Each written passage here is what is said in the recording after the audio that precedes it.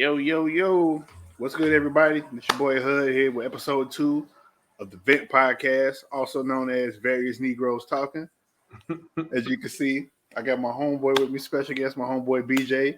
I'm going to give my homeboy BJ his flowers. You know what I'm saying? I'm trying to make it a thing. So I'll try to have people on this podcast and, that always support me and care about me.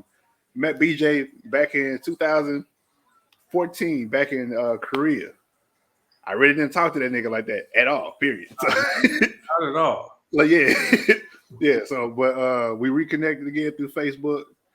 Got to Korea back in October of 20. So you got there before I did. I know I got back to Korea May of 20. Okay, yeah, so May. We reconnected then, you know what I'm saying? That's been my dog, you know what I'm saying? He's put up with my shenanigans and most of my bullshit. So this is my dog. I know when I be wrong and shit because he always gonna call me out on it. So thank you, bro, for coming on the show. This is episode 2. So I appreciate you coming on here, man. Hey man, listen, man, it is definitely an honor. I'm so glad that you started it, man. I've been telling you for the longest that you definitely needed your own platform to get your shit off, as crazy as it might be, but it's also very insightful at the same time. So you're one of those people that has a good mix of that, right? So I think that I can speak for a lot of people when I say when you said that you would start this, we was looking forward to it. So I'm just happy to be on. Thank you, man. I appreciate it. So, man, what you been up to? How your week been going so far? This week in particular, man, it's been okay. There has been some stuff that has transpired. Unfortunately, I had somebody that I work with. They lost a child recently. Damn, it was kind of tough, kind of navigating through that, right? Because I'm his supervisor, but on being on that side is just difficult. Like, how am I supposed to be there for you? You know what I mean? Hard to find the right words and stuff like that. But at the same time, none of that's important because he is the one that's going through this shit. You know what I mean? So, right. But he had the funeral service Tuesday, so we went to that and just kind of sitting through that. Man, it was a tough time, but thankfully, most of my flight came. We always show love. A lot of people from the squadron leadership was there to show love. That was good to see. He definitely appreciated it. So, but other than that, man, big going good. Saw Batman yesterday. I know we had a little talk about that. Yeah. Yeah. Spoil it for the masses yet. There won't be no spoilers to all my friends that checked out my first episode. Me and my homeboy Nico. I apologize for spoiling Bel Air for y'all. I got cursed out plenty of times. My bad. Yeah, my bad. I just be talking, man. So I apologize for that. So forgive me, y'all. So yeah. So man, what you get into this weekend? This weekend, I'm really not doing much of anything, man. I'm gonna check out the UFC joint tonight. And then of course, AEW is having a pay-per-view tomorrow, so I'm gonna watch that. But other than just getting ready for my PT test, man, on the 25th, man, I'm not really doing much of anything. This is it though, ain't it? This is the end, right? This is the last one. This will be the last one. All right, so what you gunning for? I'm gunning for a pass. You know what I mean? Listen, I'm not trying to go out with no bang or none of that. I'm just trying to, when I cross that line, it's up under 17 minutes. As long as I hear that, I'm good. 17 minutes? Yeah, man. Old motherfucker like myself, we get 17 minutes. Bro, we the same age. I'm like, then again, I haven't ran in 3 years, so let's go ahead, get that out of the way. I mean, yeah, but yeah, it's 17 minutes for us now, man. Like, equality is finally becoming a thing when it comes to the PT. Because, like, the women, they used to, this was a normal thing for them. They used to get like 16, 17 minutes, whereas us, like, it was 14. We had elite athletes and shit. Yeah. Yeah, you know what I mean? So now things are like I said, they're finally becoming equal. So and I can appreciate that, you know what I mean? But not to say that I just know that I'm gonna get under 17 minutes. You know what I mean? Because it's still such. I always get super nervous when I do it, but I mean, but that's it, man. Like other than that, I'm chilling. So you ain't been running? No, I mean, I have been. I have to. That's just. So let me ask you an honest question. What goes through your mind when you be running? Oh man, listen, it's a plethora of things. Number one is like, why is this like a requirement for me to get paid? That's number one. Two, they say that they want you to be able to do this test so you can be war ready.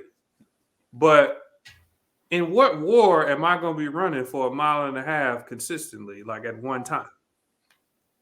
You know what I mean? Like where are we going where that's a necessity? And I'm in the Air Force, so like I'm not infantry.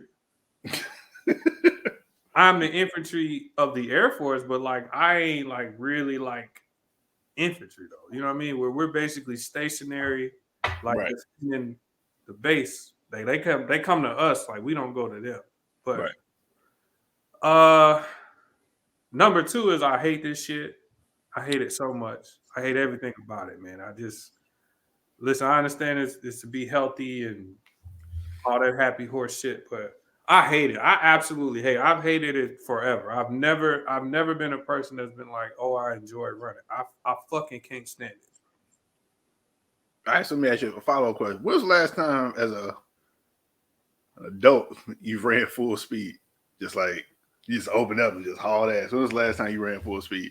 It would be the last time I played in a game of flag football. Which was in Korea last year. But even then, like I stopped. Like I would play.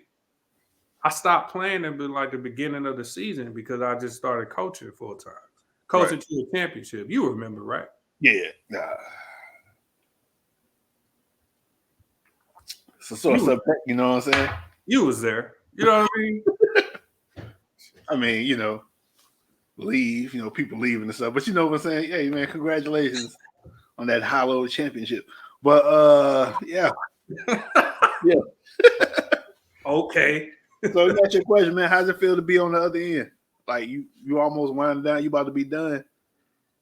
And everybody, how does it feel? Did you think you was gonna go this long? So to answer that question first, no, I didn't. Well, let me back up. When I first came in, like when I signed my contract, my plan was to do 20 years because all I was thinking at the time, remember, I'm 18. I've been out of high school for a month, and I'm on my way to Lackland. But that was my original plan. No bullshit. But I get to my first base. I'm going to just say the surrounding area was very much of a culture shock because, I come from St. Louis. Then you put me in the middle of Missouri with like in a town that got one stoplight.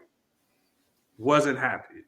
So I was absolutely ready to get out at the end of my first enlistment, which was 6 years. That's why I signed up for 6 initially, because again, I was going to do 20 anyway.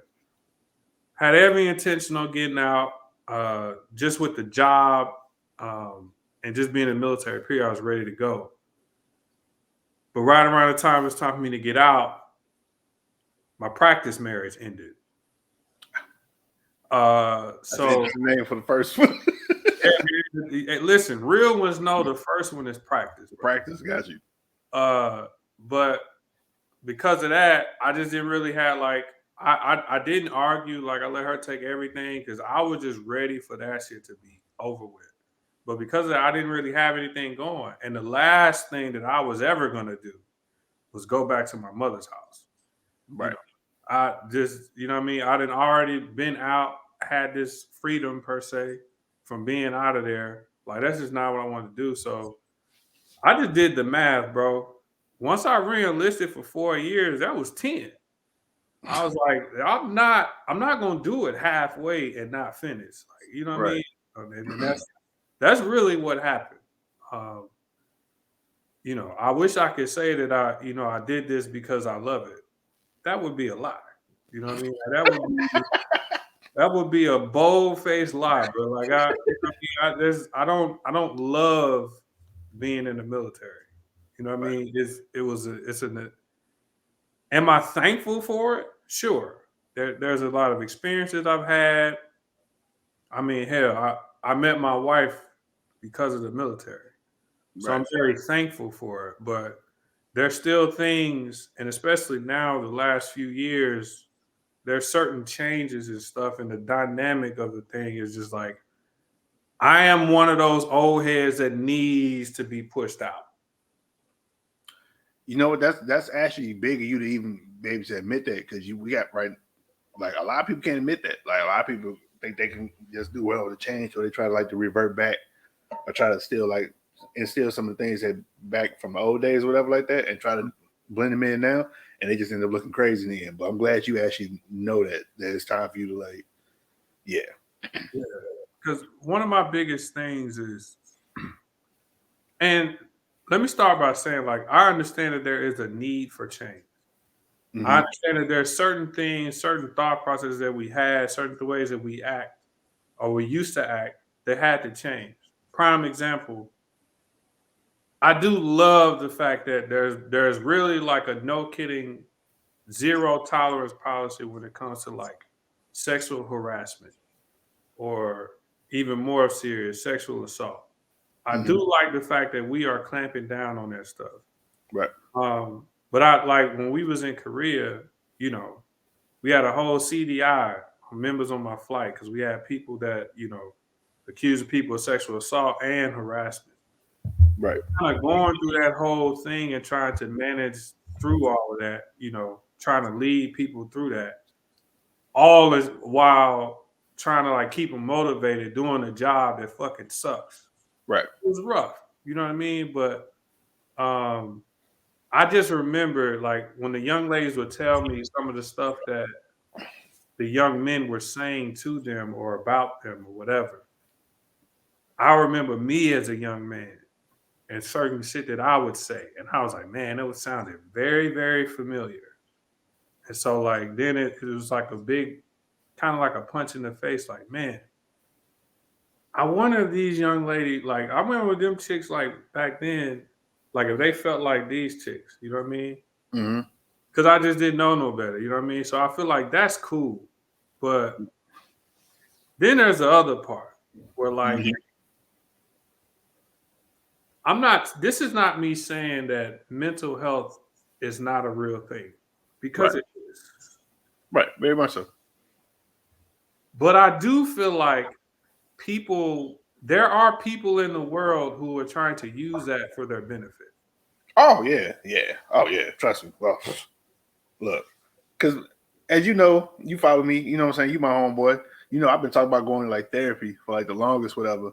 And Mm-hmm. like every stereotypical black man, I'm like, I don't need no therapy. My therapy is in this bottle. So, Hey, so you talking to me. That's me. exactly. So yeah, but I've seen like a lot of people like use it to like, you know what I'm saying, get their way or show some type of favoritism, whatever like that. When it's actually a real thing. I wish like the military would, in general, just not in the military in general. I wish the world would be able to like weed it out a little bit more. But this is just something we probably should be doing, care more about mental health like years ago. But now it's just like you're gonna probably hear about this over the next 5 years. They now got like mental health, everything now. It's crazy. I'm hearing it like even during the State of the Union address that Biden did, he brought up mental health, creating a team and all that stuff for that, which is crazy to me. But I'm actually glad they're addressing it now. But Mm-hmm. the issue is, it's just kind of like now you have to weed out like the genuine people, who's genuine, who's not genuine, who's using it to get ahead, and who actually needs help. So that's Right. gonna be hard to do though. So because you have to take, if anybody has like a mental health case, they have to take it serious regardless. So yeah. Right. And so I think that's that's where I'm in the problem for me is trying to figure out how to navigate and stop always thinking that somebody trying to take advantage. And Right. if I'm being honest, like that's my issue. Like, with the position I'm in, it's like, because I do like to look at situations in totality. Right. So, if I see you, one day, you just as chipper, you're happy. I'll use an example. If I post you somewhere that's like a good post, right? Right.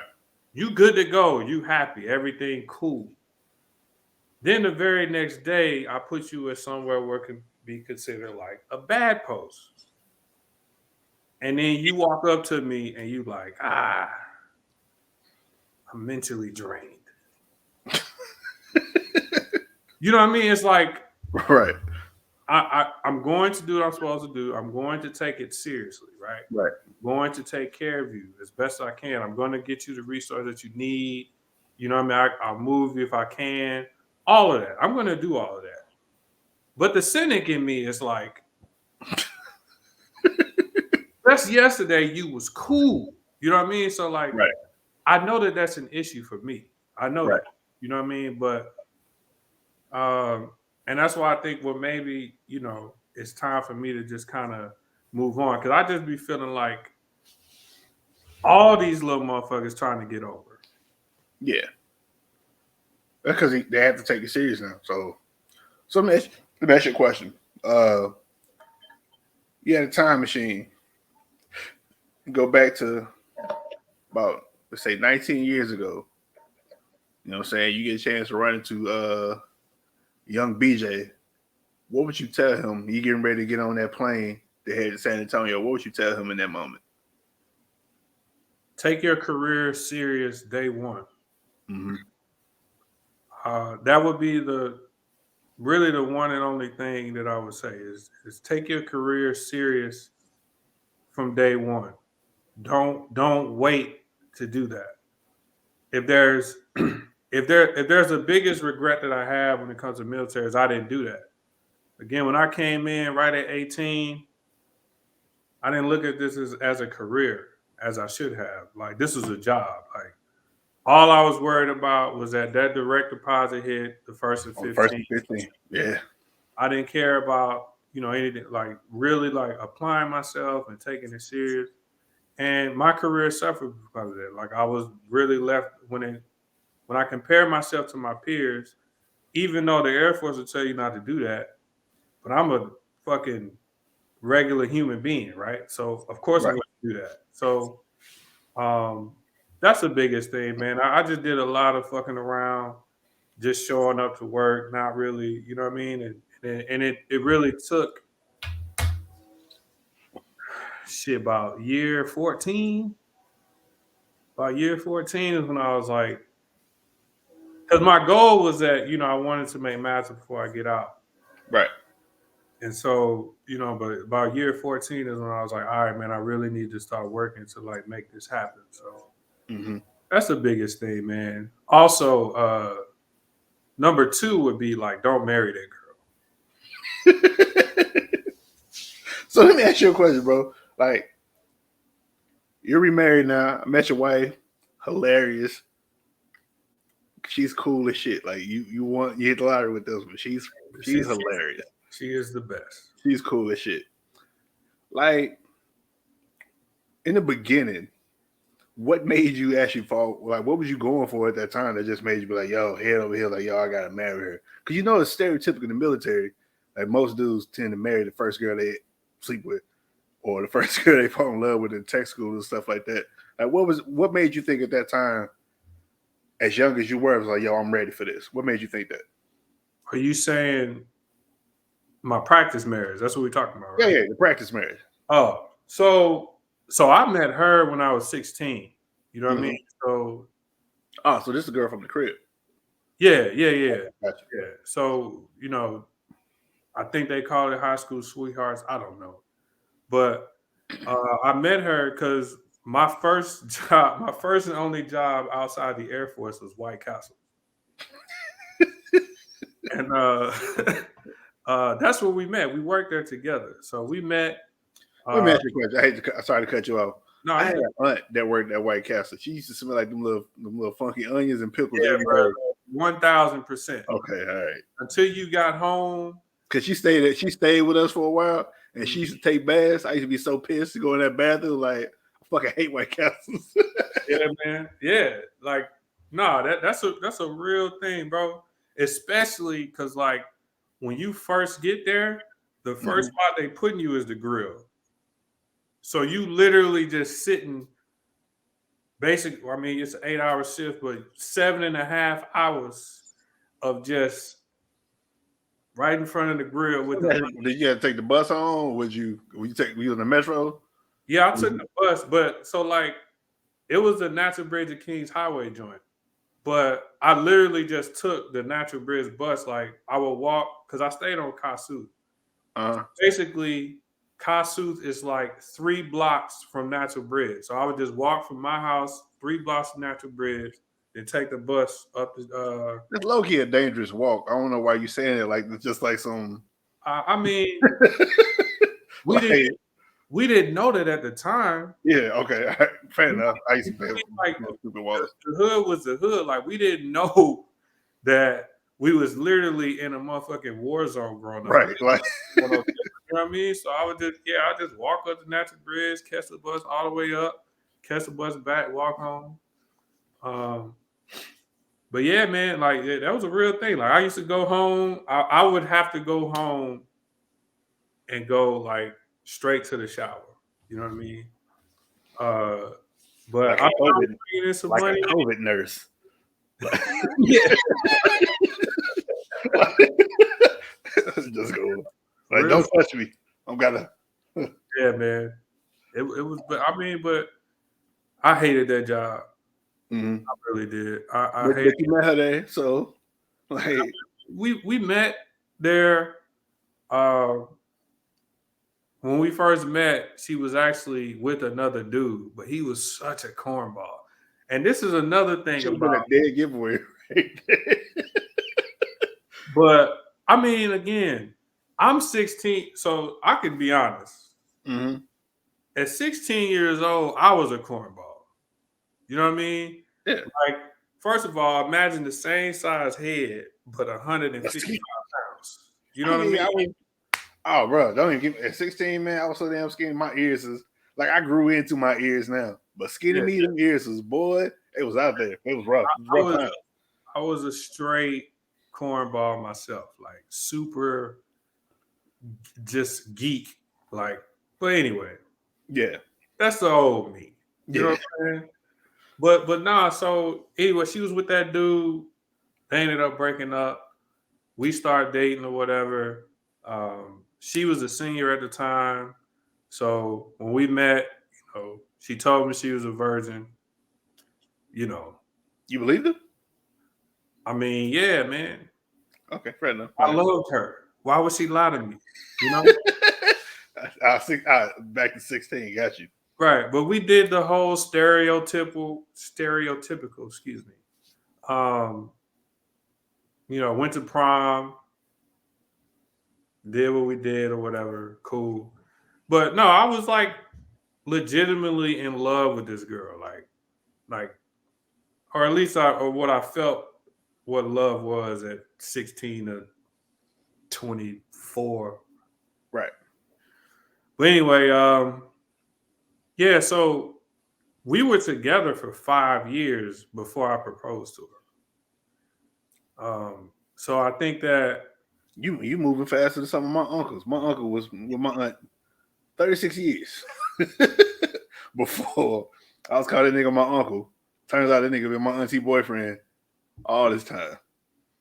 I mean, but my uncle would probably told you to slow down there. Whoa. I mean, I think for me, man, not everything is gonna. All relationships are different, right? So, who knows what has happened in between all of those years between them to where he just wasn't really sure, like he wanted to take it there, or what his thought process, his thoughts were on marriage to begin with. You know what I mean? But I ain't gonna talk about my uncle. I could, but that'll be. yeah.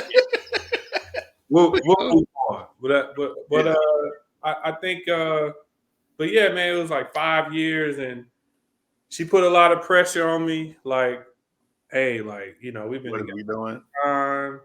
What are we doing? And I just felt like it was the right thing to do.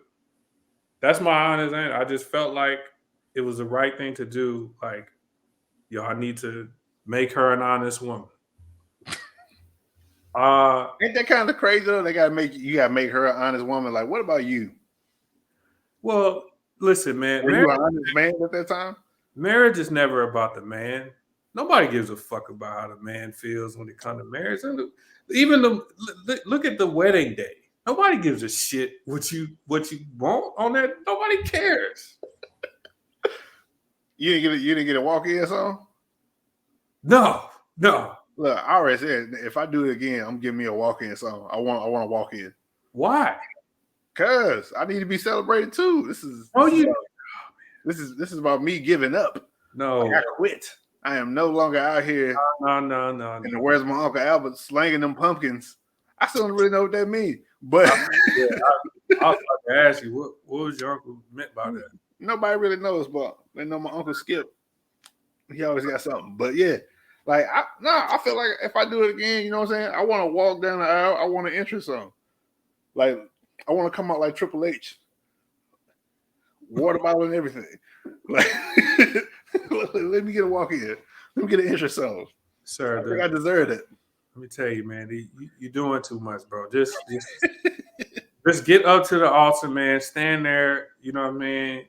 Because here's the thing. If you think about it, I know we kind of veering off a little bit, but if you think about the whole setup of a wedding, right? So, like I said, the man, he just gets up to the altar. Nobody gives a fuck. But when the bride walk in, what everybody do? Stand up, right? Mm-hmm.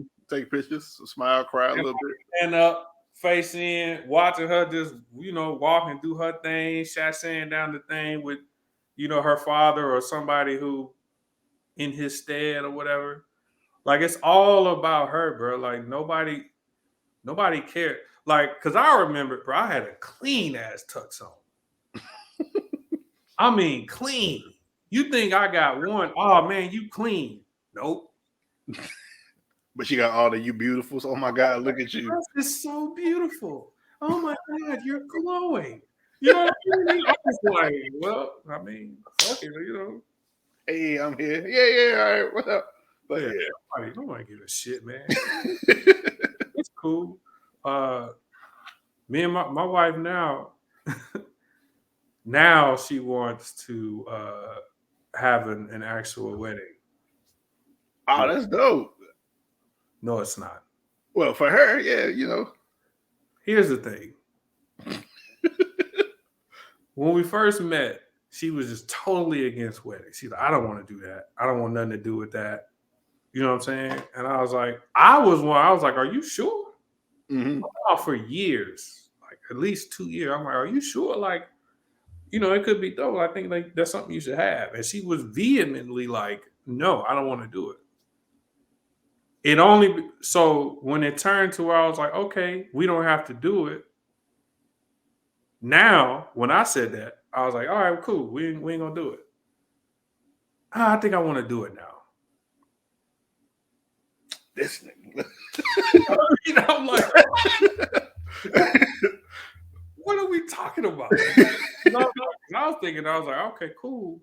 You and I can just like go to some island. You know what I mean? Like on our 10-year, you know what I mean? Like we just go to some island, hang out, chill, just be the two of us, blah, blah, blah. Because her thing was like, she didn't want no big thing with like a bunch of people. And I was like, cool. Mm-hmm. Now you want that all of a sudden. Oh, she want a big wedding. Yeah. Oh, she want a wedding. Bro, listen. Damn. What happened to the broom? Everybody just jump on the broom and be happy. Listen, man, inflation happened. And freedom. You know what I mean? You know what I mean? Like, bro, this it's such a crock of shit, man. The amount of money we spend on one day, like, it's crazy. But either way, but yeah, I married that girl because I thought it was the right thing to do. Turns out it wasn't at all, because we were just not right for each other. It's as opposed to growing together. As we got older, we just kept doing this right here. Oh wait, I'm not even on camera. Yeah. But yeah, I talk a lot of shit, but I learned so much from being with her. The things that me and her went through. So do you apply those things that you learned from that previous marriage to this new one, or do you just like absolutely every relationship that I had after her, good and bad, there are some things that I took from, and I learned from, and you know what I mean, and we put those into those other relationships. Even now, definitely, I was definitely very passive in my first marriage, extremely passive, too much. So when you say passive, like, what do you mean by passive? Were you just like you just never went spoke my mind about, like, if something bothered me? Because yeah, like if she was upset about something, as opposed to me speaking my mind on it or whatever, I would just do whatever she wanted to do. Again, we got married because it was her that was putting the pressure on me. She was the one that was like bringing it up and saying, like, it wasn't fair to her and all this other stuff. And I was just like, well, I guess she got a point. You know what I mean? Yeah. So let me ask you a question. Do you think you honestly, even at that time, like, I understand y'all had time in the game, whatever, y'all been together this many years, like, that's because I believe even if you've been with somebody sometime, you're not necessarily always ready. So what you were saying was you wasn't ready for this at all. It's just, you just jumped head in first just because you felt like. Yeah. I was not. Listen, man, I don't want to speak for all men, right? But it is hard for me to believe that any man at 22 years old is ready for a full-fledged marriage. I just find that hard to believe. I just think that there's a lot of growing that a man needs to do.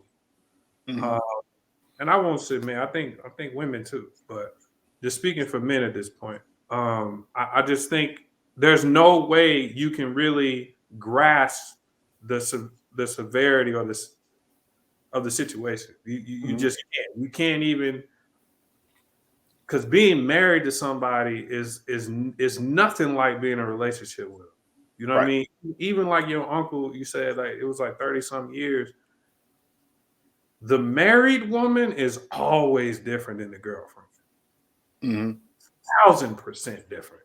You know what I mean? So, and then too, like at 22 years old, like I ain't did enough fucking yet. I mean, I ain't good enough. You know what I mean? So like that, I didn't get that out of my system, and that amongst some other things, like the marriage suffered, man. But again, it was rough. Basically, like the final 2 years, it was very, very rough. So they say for men, whatever, like they say most of us don't really figure that shit out till we damn near 40. Like even in our 30s, we still be trying to like figure out. Like I'm 37. I'm still trying to like figure it out myself. But like if I compare me to where I was a few years ago, I'm way further along mentally than where I've been like in the past. Right. So like, yeah. So when did you think when did the light turn on for you? Like, hey, this is it. I got it. So it was after 7 years of fucking off, basically. After I hear gallivanting. me and her. Yeah, it was a wild time, man. But Yeah. it was filled with things where I thought that I was doing to like help me get over the situation, but really it was Mhm. just like it was not. Um it was just self-reflective, man. I really just honestly, I sat down and had a conversation with myself and Mhm. was like, yo, this is not the person that you're meant to be. You know what I mean? Like all of these things that you're doing, like you're doing to appease other people. You know Right. what I mean? Or not to like look cool in front of your homeboys. Like, bro, I'm just this is not me. I'm not happy. You know what I mean? Like, I just feel like if I'm going to be involved with somebody, then I'm going to be involved with them. I'm going to So learn from them and all that. So, So, let me ask you a question because I've been going to therapy a lot and all this stuff recently. What does happiness look like to you? Because I've been trying to like figure it out for myself, and I actually have like the one of the hardest times. That's like the question that someone asked me. That's still the hardest for me to answer. Like, I still have no idea. But for you, what does happiness look like to you? are you saying happiness in a relationship or happiness Just like in just general. Just in general. man? That is a tough question. It's a tough question. That's like one of the first questions they ask you. Like Peace, peace. peace would be number one for me. Mhm. Um, I think I don't think that there's anything in life that is more valuable than peace. Peace of mind, um, just peace around you. You know what I mean? Not everything's not in chaos. I don't deal well with chaos. Mhm. So I'm very particular when it comes to like my peace, which is one of my biggest issues going back to the military. It just seems like rather it be certain people that you have to work with that you don't particularly like, or especially now, being in charge of so many people and having to deal with all of their shit. You know what I mean? When I say shit, I mean them just doing things, doing crazy stuff for no reason and getting in trouble and all that other stuff. Mhm. Uh, but yeah, it's definitely peace and peace in the relationship. I absolutely love like when me and my wife are clicking on all cylinders. Like we enjoy each other's company, we enjoy each other's time. It just translates throughout the relationship. Of course, we have our times where we into it, because I may have said something that I shouldn't have said, even though you know I didn't mean it a certain way. That didn't matter. You know Yeah. what I mean? Yeah. I already know how that goes. Gotcha. I mean, but but yeah, definitely peace, man. Um, because a lot of times too, like I enjoy just kind of being to myself. I just kind of like being in a room and it's just me and my thoughts. You know what I mean? It's big for me.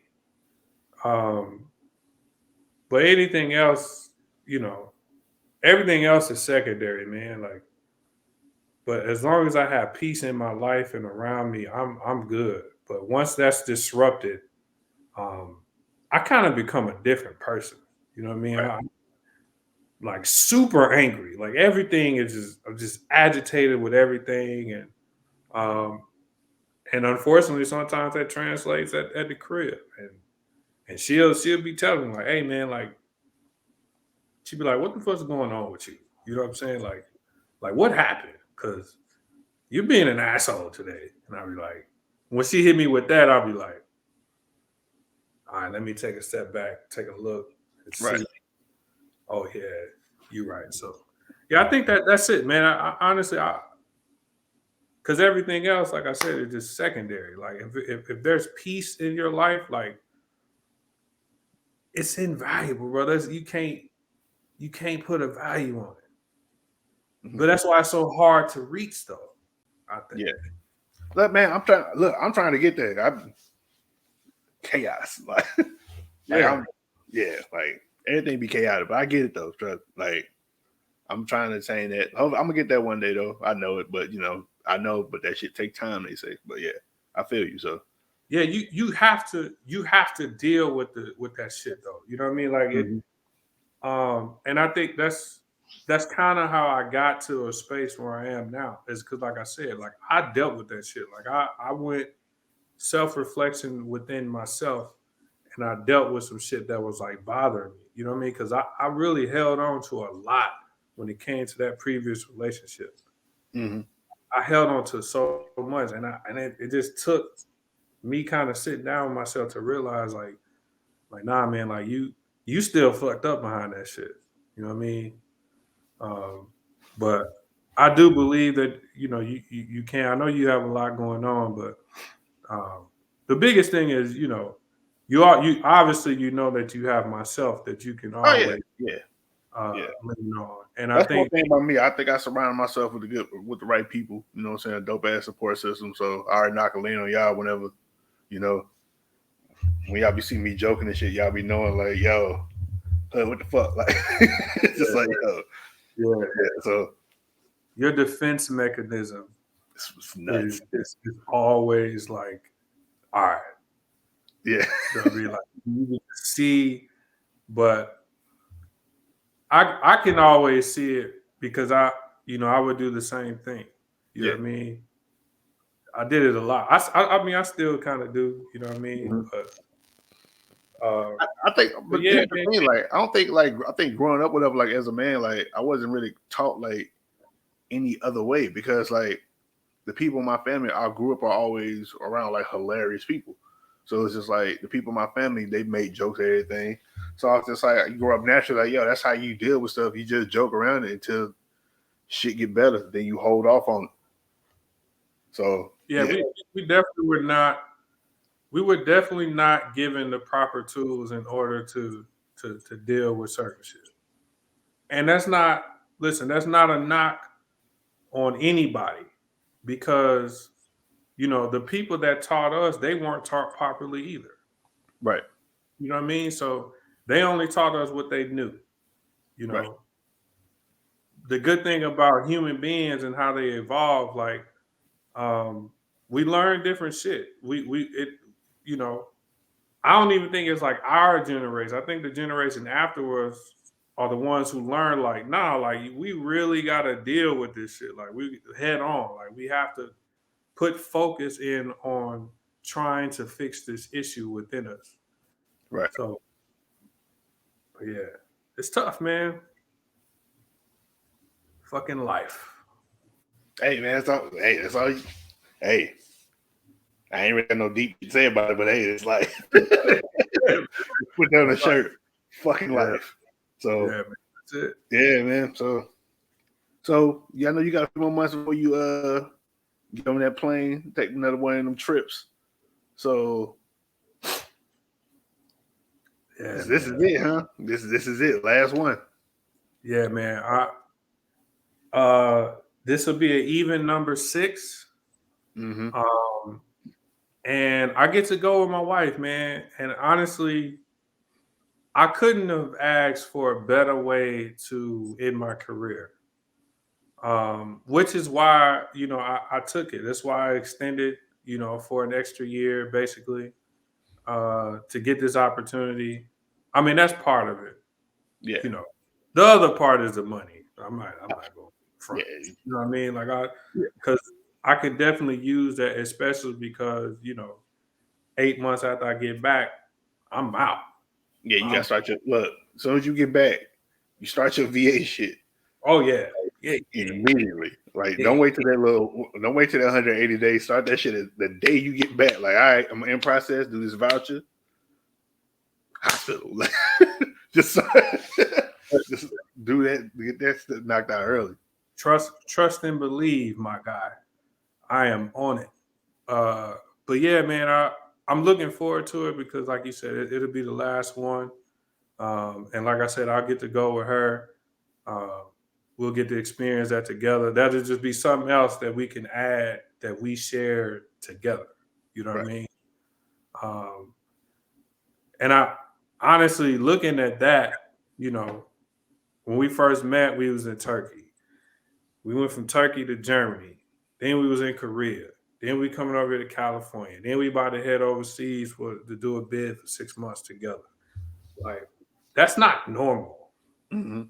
You know what I mean? This is all within, the first 6 years. 6 years that we made. Hey, don't fuck that one up. Right. You know what I mean? But yeah. Yeah, it's cool, man. It's gonna be cool. Small Air Force. I already know somebody who's there right now who is basically we were leaving. This person told me what our jobs are gonna be when we get there already. Right. So, we already have that. So we'll get to stay together now, which is cool. I love that the military did that. When you send married military to the same spot, you get to stay together.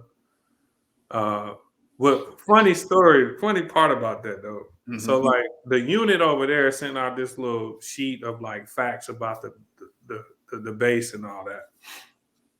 And so like they mentioned like the living quarters, and they were just like, yeah, so we staying in these types of structures, blah blah blah. And they was like, the walls are very thin, so you can hear everything. ... Everything. I was dying laughing. That's filthy. super filthy. All right, let me ask you a question, man. Like, what's the first thing you're gonna do when you get out? Like the very first thing you do, like, yo, freedom. What's the first thing you're gonna do? Man. Bruh, I don't know. I think whatever I'm going to be doing is going to involve me sipping like some XO. Day one that I'm like officially retired, like I'm sipping on like some XO. And I'm honestly, bro, like I don't think I'm going to do anything like extravagant. I really feel like I'm just going to like sit out on the back porch and just be sipping something. You know what I mean? And probably just reflect on, well, at that time, it'd be 21 years of shit. You know what I mean?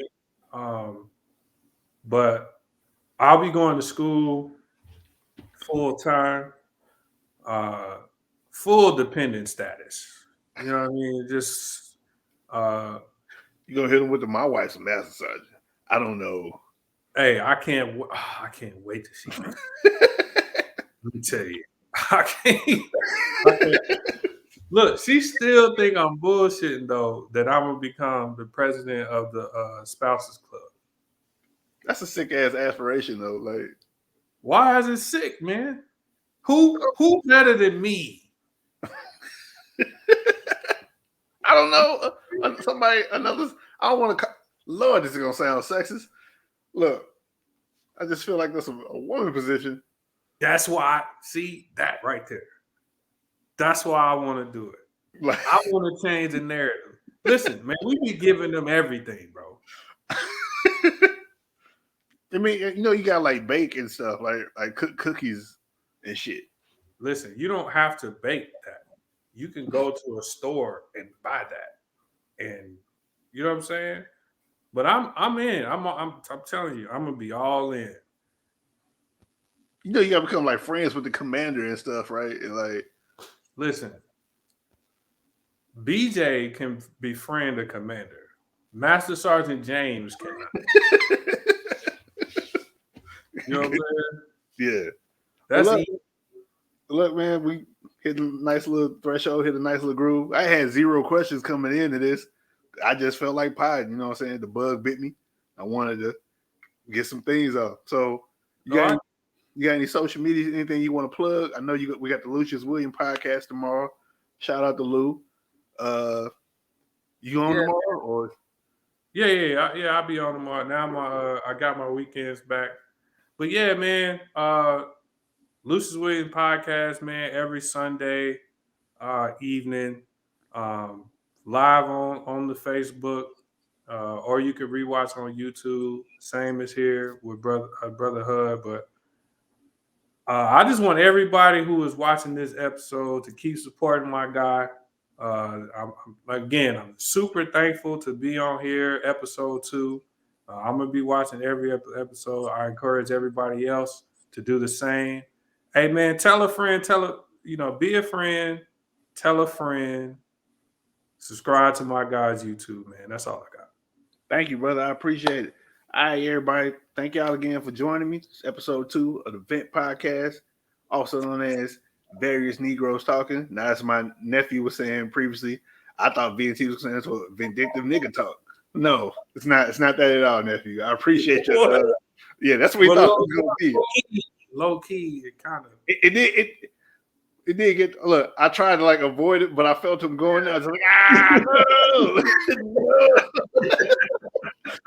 You notice I ain't say shit. I was just like,